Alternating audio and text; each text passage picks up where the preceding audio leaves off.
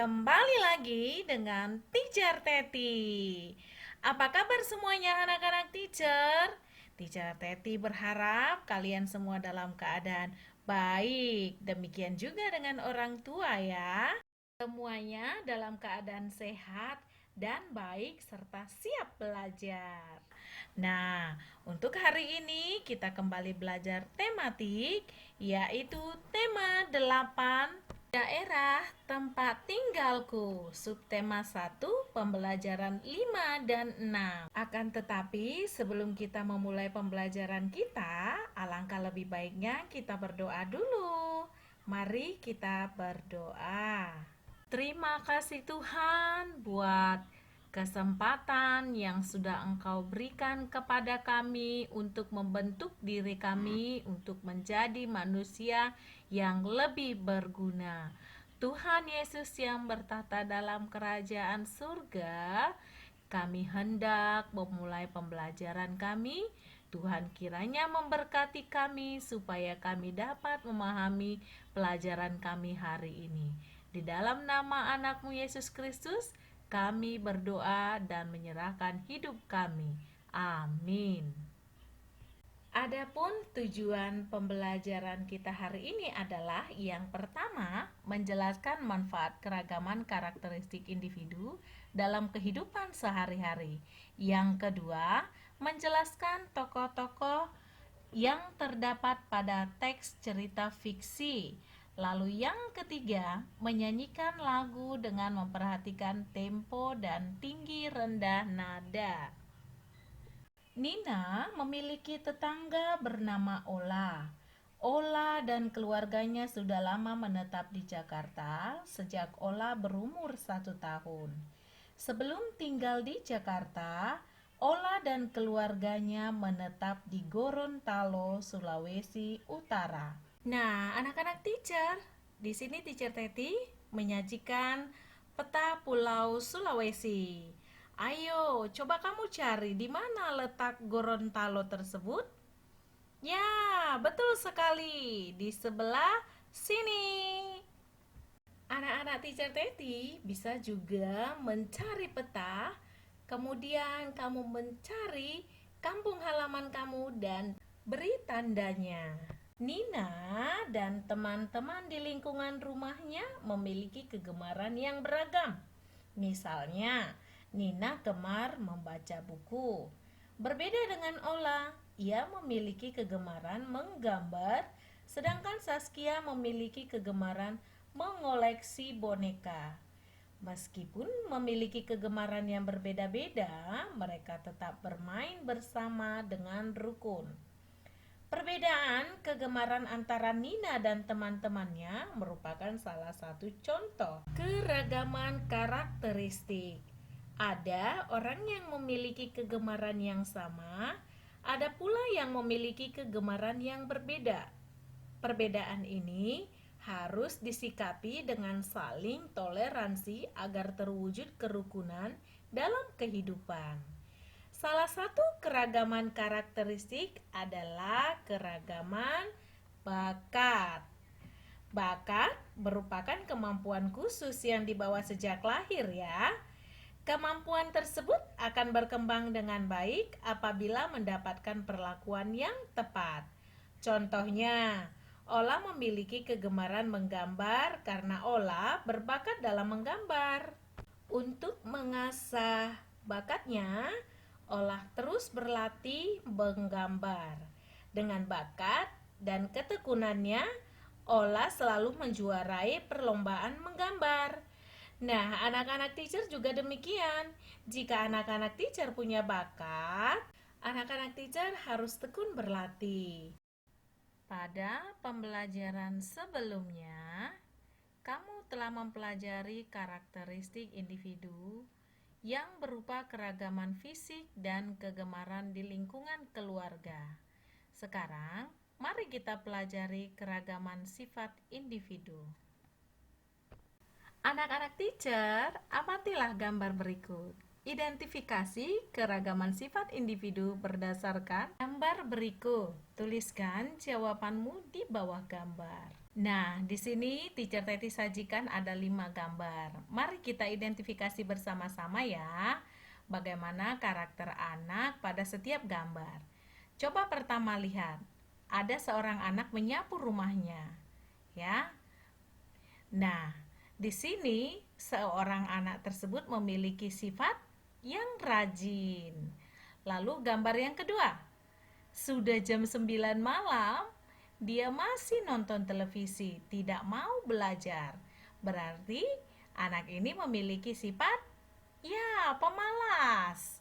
Lalu yang ketiga, lihat ini, gara-gara kamu mainan kakak jadi rusak. Nah, adik-adik, sifat ini bagaimana? Ya, dia ini pemarah. Lalu pada gambar keempat, dia menolong temannya yang jatuh. Kamu tidak apa-apa kan? Nah, anak-anak teacher, sifat pada gambar keempat adalah peduli, suka menolong. Lalu pada gambar yang kelima, anak-anak teacher perhatikan. Seorang anak disuruh belanja, kemudian ada sisa kembalian uang, diberikan lagi kepada ibunya. Berarti anak ini adalah anak yang jujur karena dia mengembalikan uang kembaliannya kepada ibunya. Nah, anak-anak teacher Teti, coba kamu lihat dari kelima sifat tersebut, mana kira-kira yang merupakan karakter atau sifat yang sangat bagus?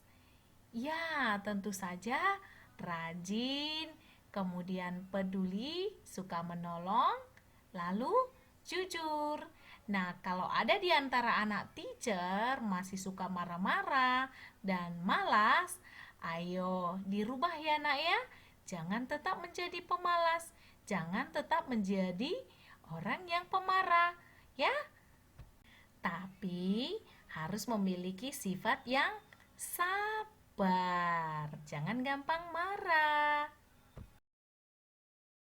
Ina dan Adi sangat senang ketika ibu membacakan cerita sebelum tidur.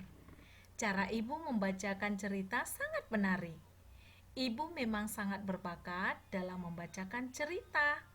Dan jenis cerita pilihan ibu pun beragam. Nah, terkadang ibu menceritakan sebuah dongeng. Nah, anak-anak teacher mau mengajak kamu membaca dongeng yang berjudul Asal-usul Batu Ampar dan Bale Kambang. Dahulu kala hiduplah seorang perempuan yang sangat cantik bernama Siti Maimunah. Ia adalah putri Pangeran Geger dan Nyai Polong. Kecantikan Siti Maimunah menjadi buah bibir sampai keluar wilayah Jakarta. Pada suatu saat, datanglah seorang pangeran dari Makassar bernama Pangeran Tonggara. Ia ingin meminang Siti Maimunah untuk anak laki-lakinya bernama Pangeran Astawana. Pangeran Geger, ayah dari Siti Maimunah, mau menerima pinangan tersebut dengan satu syarat. Pangeran Astawana harus membangun sebuah rumah peristirahatan atau balai yang letaknya di tengah Sungai Ciliwung. Pangeran Astawana harus menyelesaikannya dalam waktu 1 malam. Pangeran Tonggara dan Pangeran Astawana menyanggupi syarat yang diajukan oleh Siti Maimunah. Keesokan harinya sudah terbangun sebuah balai di tengah Sungai Ciliwung. Untuk menghubungkan rumah tersebut dengan rumah keluarga, dibangunlah sebuah jalan yang dihampiri batu di atasnya. Jalan yang dihampiri bebatuan tersebut kemudian disebut daerah Batu Ampar. Sementara itu, balai yang kelihatannya seperti mengambang di atas sungai itu kini dinamakan daerah Balai Kambang atau balai yang mengambang.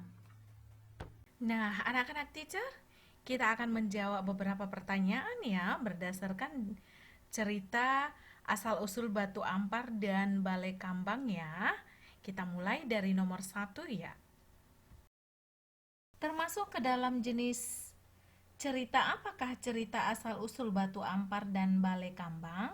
Jawabnya adalah cerita asal-usul Batu Ampar dan Balai Kambang termasuk ke dalam jenis cerita fiksi yang berjenis dongeng.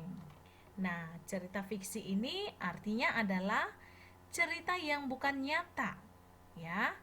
Jadi bisa legenda, dongeng, atau fabel. Pertanyaan kedua adalah, tuliskan tokoh-tokoh yang ada dalam cerita tersebut. Nah, kemarin kita sudah belajar ya tokoh-tokohnya dalam sebuah cerita. Jadi jawabannya adalah, tokoh-tokoh yang ada dalam cerita tersebut adalah Siti Maimunah, kemudian Pangeran Geger, Pangeran Tonggara, Pangeran Astawana, dan Nyai Polong. Pertanyaan ketiga adalah siapa tokoh utama dan tokoh tambahannya? Nah, anak-anak teacher mau kamu menjawab pertanyaan ini di kolom komentar ya. Lalu kita akan masuk ke pertanyaan yang keempat. Ya, pertanyaan yang keempat adalah pesan moral apa yang kamu dapatkan dari cerita tersebut? Nah, maksud pertanyaannya ini, pesan apa yang bisa kamu ambil dari cerita yang kita sudah baca bersama-sama ya? Nah, teacher mau kamu menuliskannya di buku kamu, lalu kirimkan ke teacher kamu masing-masing. Setiap perayaan hari jadi Ibu Kota Jakarta tanggal 22 Juni, warga setempat selalu menyelenggarakan acara untuk memeriahkan hari ulang tahun Ibu Kota. Nah, kali ini Nina dan teman-temannya menyumbangkan keahliannya bernyanyi. Lagu yang mereka pilih adalah lagu Kicir-Kicir. Nah, lagu Kicir-Kicir sebenarnya muncul dari tradisi pantun Nusantara, terutama pengaruh dari pantun Melayu dan syair. Hal tersebut terlihat dari lirik lagu yang terikat oleh rima, jumlah suku kata, dan lirik persis seperti pantun dan syair. Pada lirik pertama dan kedua di setiap bait lagu Kicir-Kicir berisi sampiran, dan di dua lirik selanjutnya terdapat isi. Hal inilah yang menandakan bahwa lagu Kicir-Kicir merupakan pengembangan dari bentuk pantun dan syair. Dalam menyanyikan sebuah lagu, kita juga harus memperhatikan tempo dan tinggi rendahnya lagu.